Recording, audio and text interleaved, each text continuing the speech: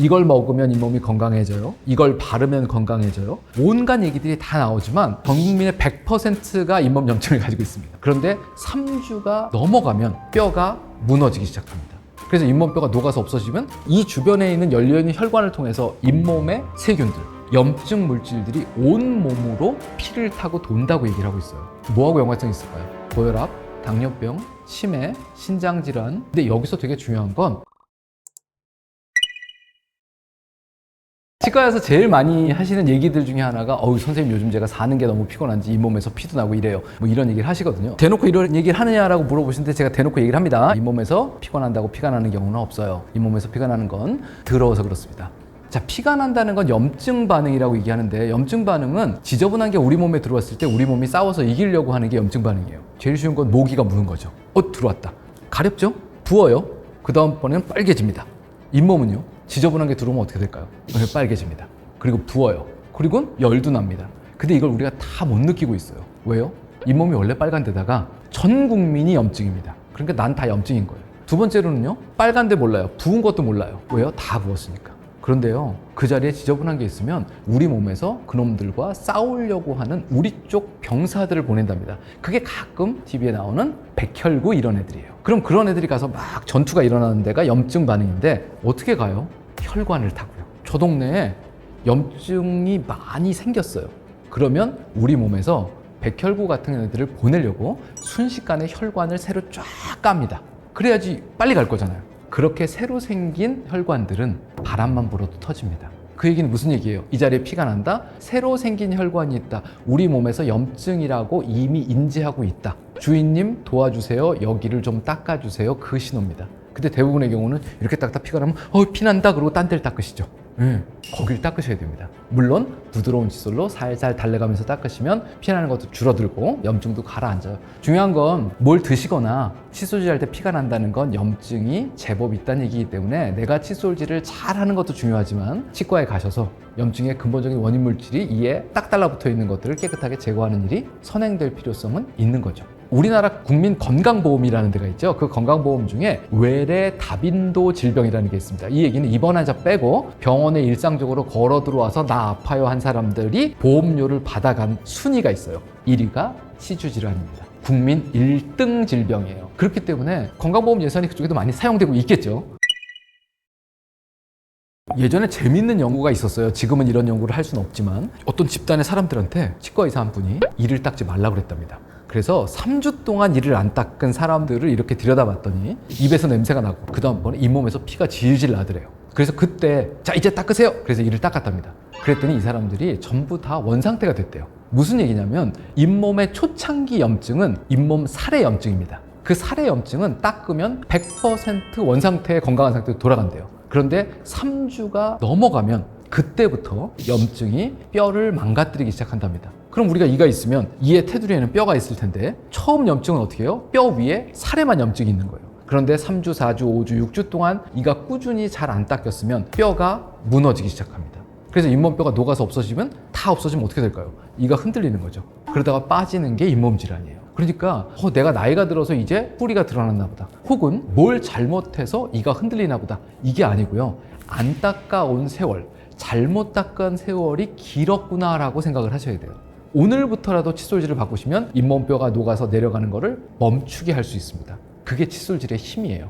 우리가 제일 무서운 게 피나는 거랍니다. 그래서 피가 나면 사람들이 피난다 그러고 싸울 때도 코피가 나면 코피 막 이러지 않습니까? 이게 왜 그러냐면 외부에 지저분한 게 혈관으로 바로 들어가면 사람이 잘못하면 죽을 수도 있대요. 그래서 피가 많이 흘러서 죽는 게 아니고요. 들어온 게 혈관 속으로 들어가기 때문에 사람이 위험해지는 거예요. 그래서 혈관이 터져 있는 자리는 빨리 봉합을 해야 됩니다. 지혈을 해야 되는 거죠. 그런데요, 염증 상태의 잇몸에는 혈관이 완전히 열려 있답니다. 그래서 이 주변에 있는 열려있는 혈관을 통해서 잇몸의 세균들, 염증 물질들이 온 몸으로 피를 타고 돈다고 얘기를 하고 있어요. 뭐하고 연관성이 있을까요?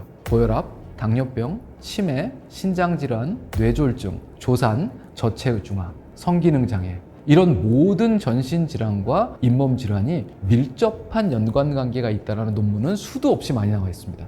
결국은 입은 전신 건강의 입구예요. 이 입구를 관리하지 않으면 아무리 좋은 걸 드시고 운동을 하셔도 몸 안으로 뭐가 쏟아져 들어가요? 염증 물질이 매일 들어가고 있는 겁니다. 그래서 이만 잘 닦아도 건강하게 오래 치매 없이 살 수 있다 라고 얘기하고 있어요. 무조건 칫솔질과 치간칫솔 사용입니다. 이 두 가지 외에는 다른 아무것도 크게 효용성은 없어요. 근데 사람들이 살을 빼려면 1번 적게 드셔야 돼요. 두 번째로는 운동을 하셔야 됩니다. 그런데 홈쇼핑에서 뭘 제일 많이 팔죠? 먹는 거를 팔아요. 뭐 하나라도 입안에 덜 집어넣어야 살이 빠질 텐데 뭘 더 집어넣으면서 살이 빠지길 바란다는 거죠. 이 치과도 똑같습니다. 이걸 먹으면 잇몸이 건강해져요. 이걸 바르면 건강해져요. 또 뭐 유산균을 먹으면 어때요? 온갖 얘기들이 다 나오지만 기본은 선사시대부터 변한 게 없어요. 닦아야 된다는 겁니다. 손으로 움직여서 닦아야 되는데 도구는요, 딱 두 가지입니다. 칫솔과 치간칫솔. 이 두 가지 도구만 충실히 쓰시면 주변부에 다른 거 다 치우셔도 건강하게 사실 수 있어요. 한편으로 보면 좋은 도구를 쓰시면 좋습니다. 그래서 그 좋은 도구라고 얘기하는 거는 뭘 기준으로 닦으시는 거냐면 내가 살을 닦는다고 생각하고 도구를 고르세요. 잇몸 질환은 어디서 생기냐면 이와 잇몸의 경계부에서 생깁니다. 이 표면에서 생기는 게 아니에요. 경계부요. 경계부에는 절반은 어디 닿죠? 딱딱한 이빨에. 절반은요? 살에 닿습니다. 근데 그 살의 이름을 우리가 점막이라고 불러요. 이 점막은 피부와 다릅니다. 그렇죠? 우리 점막은 어디 있어요? 눈이요. 젖어 있는 피부를 점막이라고 부르죠. 콧구멍 안쪽에. 자, 눈이나 코 안쪽을 닦을 수 있을 정도로 부드러운 거를 입안에 넣으신다고 생각하시고 칫솔을 고르시면 돼요. 뾰족한 거 고르시면 되겠어요? 안 됩니다. 끝부분이 잘 연마가 돼 있고 아주 가느다란 부드러운 칫솔을 고르시는 게 잇몸 건강에 최적인 칫솔이라고 보시는 게 맞아요. 마사지라고 얘기하는 거는 몇 가지가 있습니다. 하나는 우리가 근육 마사지 같은 경우는 주물러요. 그럼 무슨 일이 생기냐면 이게 피가 잘 돌아요. 그래서 혈액순환을 촉진해서 노폐물을 내보내고 좋은 것들을 집어넣어보자. 이제 이런 측면이 있고요. 또 다른 거는 이런 데를 이렇게 자꾸 이렇게 문지르면 이 부분의 피부가 각화가 된다고 그럽니다. 그 얘기는 외부에 저항할 수 있을 정도로 방패가 생긴다고 그래요. 그래서 칫솔로 꼼꼼하게 칫솔질을 한다고 생각하고 잇몸을 살살 문지르시면 잇몸 자체가 딱딱해지는 각화 효과가 생긴답니다. 그러니까 칫솔질 하실 때 내가 잇몸을 마사지해서 등 닦는 소리 있지 않습니까? 그런 솔로 살살 문지르다고 생각하시고 대신 상처가 나게 문지르시면 안 되기 때문에 부드러운 걸로 여러 번 마사지 한다고 그러면 그것도 마사지 효과라고 우리가 부를 수 있을 것 같습니다. 일단 가글이라고 얘기하는 게 우리가 칫솔질을 하거나 구강 건강을 지키기 위해서 하는 행위의 목적성과 부합하느냐를 생각해 봐야 돼요. 자, 세차장에 갔어요.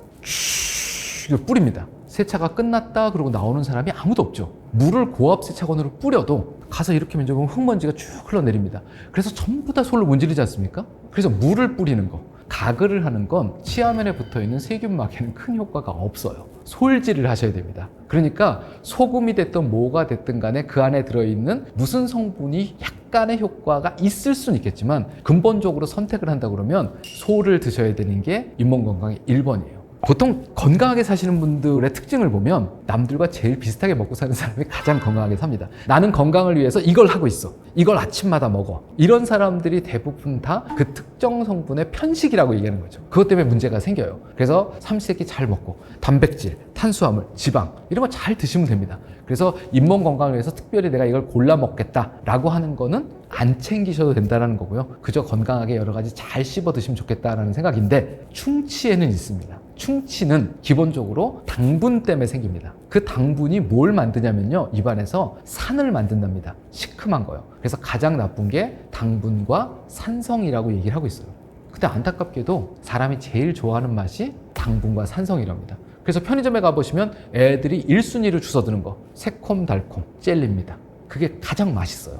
카페에 가보세요. 제일 많이 팔리는 거 뭘까 있을까요? 커피. 뭐라고 얘기하죠? 산미가 있어요 라고 얘기하죠. 산성입니다. 그 다음번에는요, 유자에이드, 레모네이드. 그래서 실제적으로는 치아 건강을 위해서는 새콤달콤을 내가 얼마나 먹고 있느냐, 요걸 좀 보시는 게 맞아요. 세균이 있는데 세균을 죽이는 살균제 같은 성분들이죠. 그 중에서 가장 오랜 역사를 가지고 있고 가장 확실하게 입안에서 작용하는 성분명의 이름이 클로로헥시딘입니다. 약국에서도 일반 의약품으로 개인이 구매하실 수 있어요. 처방전 없이도. 그런데 이제 우리 몸 안에 세균이 많답니다. 아무 나쁜 짓도 안 하는데 그냥 같이 살고 있는 애들, 그 다음에 나쁜 짓 하는 놈들, 그 다음에 얘네들이 우리 몸에서 좋은 일을 하는 세균도 있어요. 그런데 보통 약품이라는 건 얘네들을 안 가리고 다 죽여요. 그러니까 이 화학약품을 매일 정기적으로 입안에 집어넣는 건 어떤 종류가 됐든지 권장할 만하지 않다라는 겁니다. 그래서 각을 매일 쓰시는 건 건강에 그리 좋지 않아요. 치과에서는 이 사람이 정말 잇몸염증이 심해요. 그래서 칫솔질을 알려드리고 치과 의사가 큰 덩어리의 나쁜 놈들을 다 제거했고 그다음에 저 구석에 흘러들어가는 부위에도 약을 넣어서 걔네들을 좀 컨트롤하고 싶다. 그러면 그때는 클로렉스틴 같은 약품을 처방을 해드려요. 대신 짧게 쓰시라고 합니다. 예를 들면 2주 동안 쓰시고 다시 체크받으러 오세요. 이런 식의 다양한 처방을 통해서 우리 몸에 유익한 세균들은 유지하면서 나쁜 놈들을 어떻게 선택적으로 죽일 건지에 관련된 소위 처방이라는 게 들어갑니다. 그러니까 모든 화학약품은 환자분들이 임의로 선택하셔서 매일 몸에 집어넣지는 않으셨으면 좋겠다는 생각이에요. 스케일링이라고 얘기하는 건 제가 맨날 환자분들한테 오늘 스케일링 안 해요? 이러고 물어보시는데 근데 스케일링이 뭔지는 아세요? 이러고 물어보거든요. 사실 우리가 단어를 아는 것과 그게 실질적으로 정확히 뭔지를 아는 거는 꽤 큰 차이가 있는 것 같아요. 자, 오늘 칫솔질을 안 했어요. 괜찮아요. 내일 닦으면 돼요. 내일도 안 닦았어요. 이제 슬슬 안 괜찮기 시작해요. 그런데 한 달을 안 닦았어요. 그럼 그 안 닦아서 남아있는 것들이 굳습니다. 그런데 그 굳는 초창기는요, 현미경으로 봐야 될 정도로 얇은 막이 굳는데요. 이게 굳고 굳어서 우리 눈에 보이는 거예요. 이게 치석입니다. 얼마 동안 안 닦은 거예요? 몇 달 동안 칫솔이 한 번도 안 닿은 자리에만 치석이 생긴 거예요. 놀랍지 않습니까? 우리가 매일 그렇게 거품을 내고 양치를 하고 있는데 치과에 가서 스케일링을 할 정도로 치석이 있다는 얘기는 그 자리에는 6개월 동안 칫솔이 한 번도 안 닿았다는 얘기입니다. 근데 그건 내가 뗄 수가 없어요. 그러니까 그 딱딱하게 굳어버린 덩어리를 떼야 되는데 성분은 뭐냐? 돌이죠. 미네랄, 무기질. 그리고는 죽은 세포 껍데기 이런 애들이 남아있을 거예요. 이 돌덩어리에는 병원성이 극히 적답니다. 그러니까 치석을 떼어낸다고 잇몸 질환이 낫는 게 아니에요. 근데 우리가 왜 그렇게 열심히 떼어주느냐? 거칠거칠해요. 그럼 어떻게 해요? 새로운 세균들이 달라붙어 살기에 환경이 좋은 거죠. 그래서 그거를 매끈하게 닦아서 집에서 집주인이 청소 잘할 수 있는 환경을 만들어 드리는 게 스케일링이에요. 그 인생의 목표는 뭘까요? 치과의사의. 이 환자의 인생에서 스케일링을 없애는 겁니다. 오늘도 본인이 못 닦은 거를 청소를 도와드렸어요. 언젠가는 내가 없이도 집주인이 집에 곰팡이 쓸지 않게 잘 닦게 되길 바라는 거예요. 안 되는 걸 도와주는 거지 스케일링을 통해서 잇몸을 건강하게 만드는 건 아니라는 겁니다.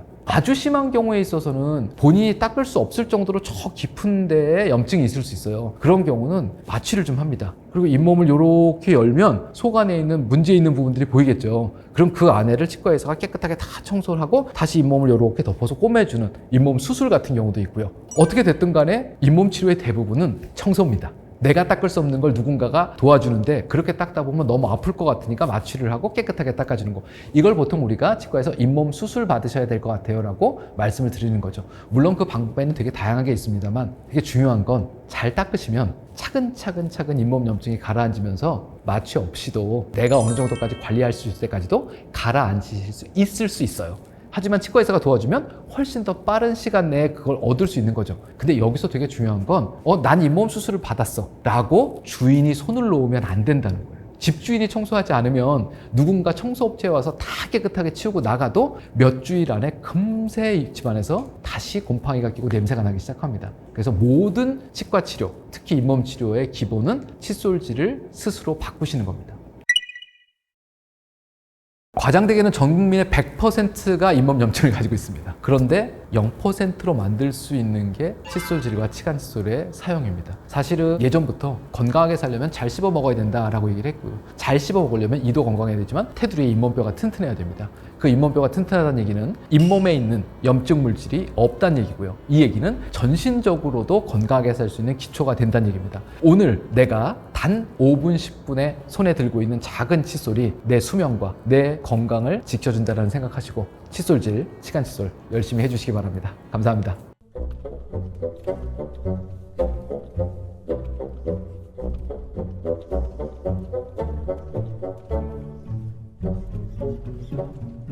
Thank you.